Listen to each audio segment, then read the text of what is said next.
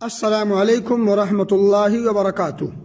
اس میں کوئی شبہ نہیں کہ اسلام کا پیغام پہنچانے کے لیے اچھے اخلاق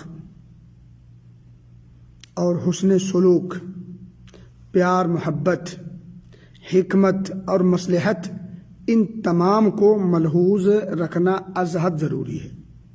اس کا حکم شریعت نے بھی دیا ہے اور اس کے فوائد و ثمرات اور اس کے برکات بھی ماحول پر، معاشرے پر مرتب ہوتے ہیں، اس کا کوئی انکار نہیں کرتا۔ لیکن یہ بات بھی یاد رکھ لیجئے کہ آپ اخلاق کے مجسم ہو جائیں اور حکمت و مصلحت کا پورا خیال رکھیں، پیار محبت کے ساتھ نہایت ہی پولائٹ انداز میں دعوت کیوں نہ دیں۔ اگر وہ دعوت توحید کی ہے، شرک سے ڈرایا گیا ہے، شرک سے روکا گیا ہے، تو گالی گلوچ، مار پیٹ، برا بھلا ضرور کہا جائے گا۔ ہو ہی نہیں سکتا کہ آپ توحید کی دعوت دیں، شرک سے روکیں، لاکھ آپ اخلاق کے پیکر ہوں،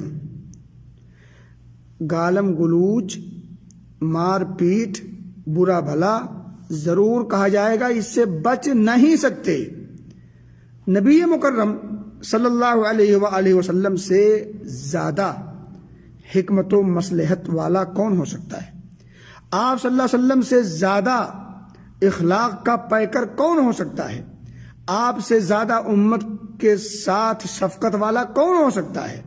آپ سے زیادہ پیار و محبت کرنے والا اپنی امت سے کون ہو سکتا ہے؟ لیکن جب اس نبی نے توحید کی دعوت دی، شرک سے روکا، تو پھر کیا کچھ نہیں کہا گیا؟ کون نہیں جانتا۔